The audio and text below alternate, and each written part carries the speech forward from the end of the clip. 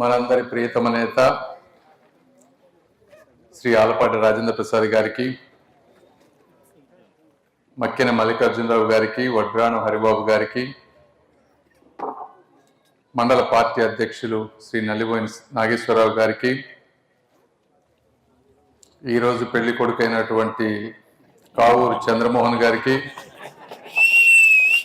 సభ్యులు తూళ్ల సాంబశివరావు గారికి, ఆలపాటి దుర్గారావు గారికి, వేదిక పైన ఉన్నటువంటి ఇతర నేతలకు, అన్నిటికన్నా ముఖ్యంగా పసుపు జెండా చేతబట్టి ఎన్టీఆర్ ఆశయాలను గుండెల నిండా నింపుకొని గర్జించే మా గుడివాడ తెలుగుదేశం పార్టీ కార్యకర్తలకు, మహిళలకు అందరికీ కూడా మనస్ఫూర్తిగా ధన్యవాదాలు. ఈరోజు వచ్చినటువంటి కార్యక్రమం డిసిసిబి బ్యాంక్ ఈ ప్రమాణ స్వీకారానికి వచ్చాం. మొదటిగా ఈ పదవి అందుకున్నందుకు చంద్రమోహన్ గారికి మనస్ఫూర్తిగా అభినందనలు తెలుపుతా ఉన్నాను. తెలుగుదేశం పార్టీకి కష్టపడ్డ వాళ్ళందరినీ గుర్తుపెట్టుకొని, ముఖ్యంగా ఈ గుడివాడ ప్రాంత ఈ ప్రజలు అన్నగారు చనిపోయిన రోజే విగ్రహం పెట్టారు అంటే మీలో ఎంత అభిమానం ఉందో తెలుసు. ఆ విధంగా అంచెలంచెలుగా అప్పుడు యువకుడుగా ఉన్నటువంటి వారు మరి ఈరోజు సీనియర్ నాయకుడిగా అనేక పదవులు అలంకరించి ఈరోజు మంచి పొజిషన్ మళ్ళీ తీసుకున్నారు. ఈ డిసిసిబి బ్యాంక్ గురించి కూడా మీ అందరికీ తెలియాలి. ఈ బ్యాంకులో 6,000 కోట్ల రూపాయలు మొత్తం నిధులు ఉన్నాయి. 6,000 కోట్ల రూపాయల్లో 4,500 కోట్లు నాబార్డు ద్వారా స్టేట్ నుంచి బ్యాంకుకి వస్తుంది. మరో 1,500 కోట్ల రూపాయలు రైతుల డిపాజిట్ల ద్వారా వస్తుంది. ఆ 4,500 కోట్లు నాబార్డు నుంచి వచ్చేటువంటి రుణాలకి స్టేట్ గవర్నమెంట్ 5% ఇంట్రెస్ట్ పే చేస్తుంది. స్టేట్ గవర్నమెంట్ నుంచి వీళ్ళు 5.75% ఇంట్రెస్ట్కి వీళ్ళు తీసుకొని రైతులకి దాదాపుగా 7% ఇంట్రెస్ట్కి ఈరోజు మీకు రైతులకు రుణాలు ఇస్తా ఉన్నారు. అదే 1,500 కోట్ల రూపాయలు వీళ్ళు రైతుల నుంచి తీసుకునే వాటికి బ్యాంకు 7.5% ఇంట్రెస్ట్ ఇస్తుంది. వాటి మీద కొంచెం ఎక్కువ ఛార్జ్ చేస్తుంది. ఇవి ఎందుకు ఇంపార్టెంట్ అంటే మొదటి 1,00,000 రూపాయలకి మీరు ఎవ్వరు కూడా ఇంట్రెస్ట్ కట్టేటువంటి పరిస్థితి లేదు. అయితే బ్యాంకు నాబార్డుకి కనీసం 5% ఇంట్రెస్ట్ పే చేయాలి. తర్వాత తీసుకునే 2 లక్షలు 3 లక్షల వరకు 7% వరకు మీకు ఇంట్రెస్ట్ వస్తుంది. బ్యాంకు ఖర్చులు ఉంటాయి. ఇవన్నీ ఉన్నా కూడా మొదటి 1,00,000 రూపాయల్లో మీరు కట్టనటువంటి ఇంట్రెస్ట్ ఏదైతే ఉందో అది రాష్ట్ర ప్రభుత్వం భరిస్తుంది.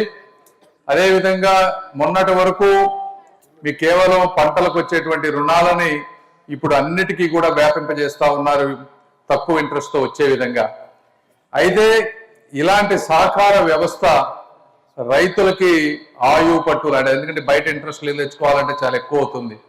ఇలాంటి వ్యవస్థలో కూడా అవినీతిని తీసుకువచ్చిన వ్యక్తి జగన్మోహన్ రెడ్డి గారు, వారి మంది మార్పల. గత 5 సంవత్సరాల్లో దాన్ని గుంటూరు ప్రాంతంలోనే 60 నుంచి 80 కోట్ల రూపాయలు రైతులకు తెలియకుండా దొంగ పాస్ పుస్తకాలు పెట్టి డబ్బులు దోచేశారు. అయితే ఇప్పుడు కూటమి ప్రభుత్వం వచ్చిన తర్వాత మళ్ళీ చైర్మన్గా మక్కెన మల్లికార్జునరావు గారు వచ్చిన తర్వాత వాళ్ళందరినీ వెతికి ఈరోజు తీసుకొచ్చి మళ్ళీ అవన్నీ వెనక్కి కట్టిస్తా ఉన్నారు. 60-70 కోట్ల దాదాపు 20 కోట్ల రూపాయల వరకు ఈరోజు మళ్ళీ బ్యాంకుకు జమ చేయించారు. ఇంకా 40-50 కోట్ల రూపాయలు చేయాల్సినటువంటి పరిస్థితి.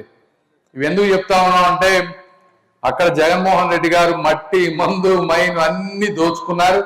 ఇక్కడ లోకల్గా ఉండే నాయకులేమో ఈ విధంగా బ్యాంకుల మీద పడి బ్యాంకులన్నీ దోచుకుంటా ఉన్నారు. ఇలాంటి ఒక ఉదాహరణ, యథా రాజా తదా ప్రజ అన్నట్టు వాళ్ళు ఏ విధంగా అయితే నాయకులు ఉంటారో ఈ రోజున కింది స్థాయి నాయకులు కూడా ఆ విధంగా తయారవుతా ఉన్నారు. ఈ సహకార వ్యవస్థ బాగుంటేనే గ్రామాలు బాగుంటాయని మీ అందరికీ తెలియాలని చెప్పి ఈ విషయం చెప్తా ఉన్నాను. రెండో విషయం తీసుకుంటే ఇక్కడే మీరు చాలా మంది కొంతమంది పసుపు రైతులు అక్కడ కోల్డ్ స్టోరేజ్లు ఎప్పటి నుంచో పెట్టుకున్నారు. పెట్టుకుంటే జనవరి ఫిబ్రవరి మార్చి ఎలక్షన్స్ కు ముందు 2014కు ముందు అది కాలిపోతే కనీసం గవర్నమెంట్ మారే వరకు ఇన్సూరెన్స్ కూడా అప్లై చేయలేదు వాళ్ళు. ఆ ఇన్సూరెన్స్ ఆ ఇయర్లోనే అయిపోవాలి. మార్చి టు మార్చి వాళ్ళకి ఫైనాన్షియల్ ఇయర్ ఉంటుంది. మార్చి లోపు, జనవరిలో కాలిపోతే మార్చి లోపు వాళ్ళు కనుక క్లెయిమ్ అప్లై చేస్తుంటే మా పరిస్థితి ఈజీగా ఉండేది. అయితే మళ్ళీ గవర్నమెంట్ వచ్చే వరకు, మనం మారే వరకు ఎవరు దాని గురించి పట్టించుకోలేదు. ఫైనాన్షియల్ ఇయర్ మారిపోయింది, క్లెయిమ్ రాలేదు కాబట్టి వాళ్ళు ఇవ్వనటువంటి పరిస్థితుల్లో ఉంటే నేను 30 సార్లు మీటింగులు పెట్టాను. కలెక్టర్ తోటి కానీ రైతులతోటి కానీ కూర్చోబెట్టి వీళ్ళందరికీ దాదాపు 30 కోట్ల రూపాయలు, ఒక ఈ గ్రామంలోనే 3 కోట్ల రూపాయలు తీసుకొచ్చి వీళ్ళందరికీ ఇప్పించాం. ఇంకా వాళ్ళకు ఒక 10 కోట్ల దాకా రావాలి. మనం అనుకున్న పదంగా అంతా రాలేదు. అవి కూడా ఏ విధంగా రావాలో అని ప్రయత్నం చేస్తా ఉన్నాం. కొంతమంది అడిగారు వాటి గురించి, అవి కూడా తప్పకుండా మేము మర్చిపోలేదు. దాన్ని ఒక సిస్టమేటిక్ గా తీసుకొస్తా ఉన్నాం. రెండోది, ఈరోజు ఈ ప్రాంతంలో రైతులందరూ కూడా చైతన్యవంతమైనటువంటి వ్యక్తులు. ఇందాక రాజా గారు వస్తున్నప్పుడు ఈ ప్రాంతానికి వచ్చినటువంటి నిధులు ఏ గ్రామాలకి రాలేదని చెప్పారు. మంచిది, అలానే ఉండాలి. అదేవిధంగా నేను వచ్చేటప్పుడు కొంచెం కల్వర్ట్ అవన్నీ కూడా అడిగారు. తప్పనిసరిగా అవన్నీ చేయగలిగినవి ఉంటే అవన్నీ చేస్తాం. ఈరోజు రాష్ట్ర ప్రభుత్వం మీరు ఆలోచిస్తే జగన్మోహన్ రెడ్డి గారు వ్యవస్థలన్నీ సర్వనాశనం చేసి సెంట్రల్ గవర్నమెంట్ నుంచి వచ్చే నిధులు ఏమీ వాడుకోకుండా, స్టేట్ మ్యాచింగ్ ఇవ్వకుండా ఆర్థిక భారం, విపరీతమైనటువంటి ఆర్థిక భారం పెట్టేశారు. ఆ ఆర్థిక భారం ఉన్నా కూడా ఈ రోజున కేంద్రంతో ఉన్నటువంటి సత్సంబంధాలతోటి కానీ, లేకపోతే బాబు గారి మీద ఉన్నటువంటి ఒక బ్రాండ్ తోటి కానీ ఈరోజు పెట్టుబడులు ఒకదాని మాట ఒకటి తీసుకొని వస్తూ సంక్షేమాన్ని మీరు చూస్తే దాదాపు గ్రామాల్లో ఈ రోజున 4,000 రూపాయల పెన్షన్ వస్తూ ఉంది. దివ్యాంగులకు 6,000 రూపాయలు ఇస్తా ఉన్నారు. పూర్తిగా బెడ్ మీద ఉన్న వాళ్ళకి 15,000 రూపాయలు ఇస్తా ఉన్నారు. ఏ రాష్ట్రంలో కూడా ఇటువంటి సంక్షేమం జరగటం లేదు. అదేవిధంగా మన తెలంగాణలో 2,250 ఇస్తా ఉన్నారు. ఈ రోజు పొద్దున మా కేంద్ర మంత్రి శివరాజ్ సింగ్ చౌహాన్ గారు వచ్చారు మధ్యప్రదేశ్ నుంచి. ఆ రాష్ట్రంలో అడుగుతా ఉంటే మీరు ఎంత ఇస్తున్నారంటే 1,000 రూపాయల పెన్షన్ ఇస్తా ఉన్నారు. ఇక్కడ 4,000 రూపాయలు, 35,000 కోట్ల రూపాయలు ఇస్తా ఉన్నాం. తల్లికి వందనం అని ప్రతి పిల్లవాడికి 13 నుంచి 15,000 రూపాయలు, దానికి 10,000 కోట్ల రూపాయలు ఖర్చు అవుతా ఉంది.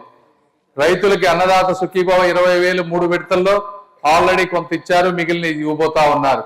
సిలిండర్లు free, bus free, Aarogyasri free, fee reimbursement free, rice free. అంటే ఇంతటి కష్టం, ఇంతటి సంక్షేమం ఈ దేశంలో కాదు, ఈ ప్రపంచంలో కూడా ఏ రాష్ట్రంలో కూడా జరగడం లేదు. ఇది కూడా మీరు అందరూ తెలుసుకోవాలి. చంద్రబాబు గారు నేను ఇచ్చాను, మాట ఇచ్చాను, ఎట్టి పరిస్థితుల్లో చేయాలి, ఏదో విధంగా నేను సంపాదించగలననే ఒక నమ్మకంతో, పట్టుదలతో ఆయన, అదేవిధంగా లోకేష్ గారు దేశ విదేశాలు తిరిగి ఏదో విధంగా అన్ని కూడా తీసుకొస్తా ఉన్నారు. రాష్ట్రం ఇప్పుడు కొద్దిగా అప్పుల్లో ఉంది. అయితే ఆ అప్పులు తీర్చగలన్న ఒక నమ్మకం వారిలో ఉంది కాబట్టి సంక్షేమ పథకాలన్నీ చేయగలుగుతా ఉన్నారు. ఈ సంక్షేమ పథకాలతో పాటు అమరావతి, మన చుట్టుపక్కల ఉన్నటువంటి అమరావతి ప్రాంతానికి ఈరోజు 50,000 కోట్ల రూపాయలు మనం ఖర్చు చేస్తా ఉన్నాం. అందులో 15,000 కోట్లు సెంట్రల్ గవర్నమెంట్ ఫ్రీగా ఇచ్చింది. సో ఇబ్బంది లేదు. మిగిలినవన్నీ కూడా ఆ ప్రాంతానికి డెవలప్మెంట్ కావాలని, ఒక అద్భుత రాజధాని కావాలని ఈరోజు 50,000 కోట్ల రూపాయల వర్క్లు అక్కడ జరుగుతూ ఉన్నాయి. అదేవిధంగా ప్రతి ప్రాంతానికి రాయలసీమలో కావాల్సిన విద్యా ఉపాధికి కావాల్సినటువంటి అక్కడ ఇండస్ట్రీస్ తీసుకొస్తా ఉన్నారు. వైజాగ్ లో ఐటీ తీసుకొస్తా ఉన్నారు. కొంతమంది ఈ ప్రాంతంలో వాళ్ళు అడుగుతా ఉన్నారు, అన్ని వైజాగ్ వెళ్తా ఉన్నాయి, రాయలసీమకి వెళ్తా ఉన్నాయి, ఇక్కడ కూడా మాకు ఐటీ కంపెనీలు కావాలని. నేను కూడా ఈ ప్రాంత ప్రజలందరినీ కోరుకునేది ఏంటంటే 50,000 కోట్ల రూపాయలు రాష్ట్రంలో ఒకే ప్రాంతానికి ఖర్చు పెట్టినటువంటి చరిత్ర ఈ ప్రపంచంలో ఎక్కడా లేదు. ఒక 2 సంవత్సరాల్లో 50,000 కోట్లు. అదేవిధంగా ఎన్నో సంస్థలు ఇక్కడికి వస్తున్నాయి. వైజాగ్ వాళ్ళు ఓట్లు వేశారు, రాయలసీమ వాళ్ళు ఓట్లు వేశారు, వాళ్ళకి కూడా చేయాలి. అక్కడ చేయకపోతే అన్ని ఇక్కడ పెడితే మొత్తం అమరావతికి చేస్తారంటారు. అక్కడ కొన్ని చేస్తానంటే అటు వెళ్తున్న ఐటీ అంటారు. అన్ని ప్రాంతాలని సమంగా చూడాల్సిన బాధ్యత పెద్దన్నగా చంద్రన్న గారికి ఉంది కాబట్టి ఆయన అన్ని ప్రాంతాలని సమన్యాయంతో చూస్తారు. అలా అని అమరావతి కూడా అద్భుతంగా ఏమేమి తీసుకురావాలో అవన్నీ తీసుకొచ్చే మార్గం చేస్తాం. ఇక్కడ అమరావతి చుట్టుపక్కల ప్రాంతంలో కానీ ఈ ప్రాంతాల్లో కానీ ఇండస్ట్రీస్ తీసుకురావాలని నేను కూడా ఎంతో ప్రయత్నం చేశాను. అయితే ఎవరు వచ్చినా కూడా ఈ ప్రాంతంలో 1 ఎకరం భూమి కొనాలంటే ఈరోజు విపరీతమైన కాస్ట్ పెరిగిపోయింది.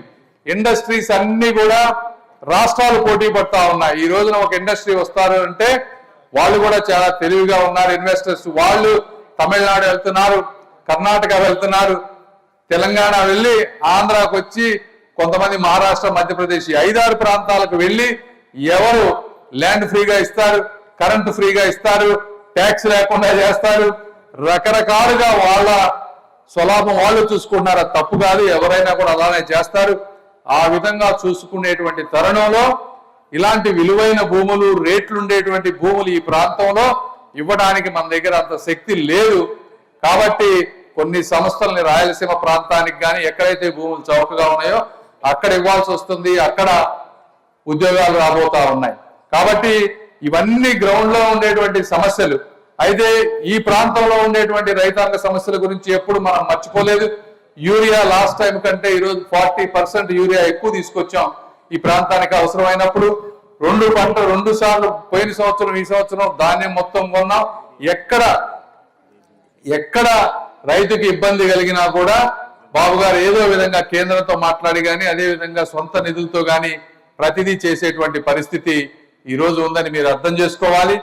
అదేవిధంగా ఈ ప్రాంతంలో ఈ ప్రాంత నాయకులు చాలా మంది ఇందాక వస్తే రాజా గారిని అడుగుతా ఉన్నాను, ఏంటి పరిస్థితి, ఈ గ్రామాల్లో యువకులు ఉన్నారా, పార్టీని ముందుకు తీసుకువెళ్లే వాళ్ళు ఉన్నారా అంటే చెప్పారు మంచి నాయకత్వం ఉంది. రాజేష్ కానీ, చందు గారు కానీ, మహేష్ కానీ, సుబ్బారావు గారు కానీ ఇలాంటి మంచి మంచి వ్యక్తులు అందరూ కూడా ఈ పార్టీని అంటే ఇప్పుడు వస్తే గ్రామంలోకి అర్థమైంది, డెఫినెట్ గా మంచి నాయకత్వం ఉంది, ఇది కోలాహలంగా ఉంది. ఈ ప్రాంతంలో ఇప్పటి వరకు తెలుగుదేశం ఓడిపోలేదు, ఇక ముందు కూడా ఓడిపోదు అనేటువంటి ఒక నమ్మకం నాకు వచ్చిందని మీ అందరికీ తెలియజేసుకుంటా ఉన్నాను.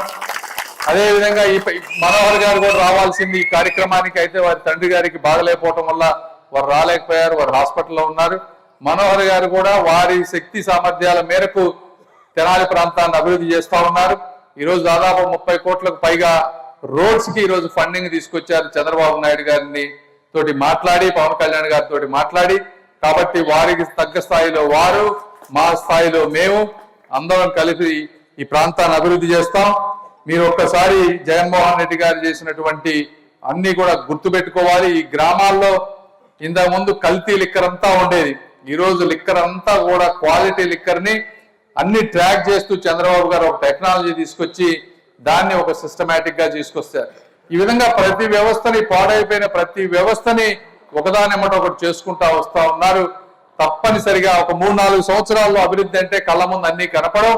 ఎందుకంటే ఇప్పుడు అమరావతి చూస్తా ఉన్నారు, రోడ్లు వేయాలి, డ్రైన్లు వేయాలి, వేయాలన్నా కూడా కనీసం 2 ఏళ్లు పెట్టేటువంటి పరిస్థితి.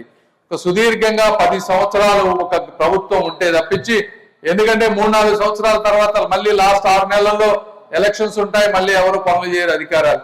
మళ్ళీ అధికారం మారితే మళ్ళీ కొత్త వాళ్ళు రావటం, అవి తెలుసుకోవడానికి మళ్ళీ సంవత్సరంన్నర పట్టడం, ఈ విధంగా అభివృద్ధి జరగకుండా ముందుకు వెళ్తుంది. కాబట్టి కనీసం మినిమం 10 సంవత్సరాలు ఈ ప్రాంతాలలో సుస్థిర నాయకత్వం ఉంటేనే ఈ రాష్ట్రం ముందుకు వెళ్తుంది.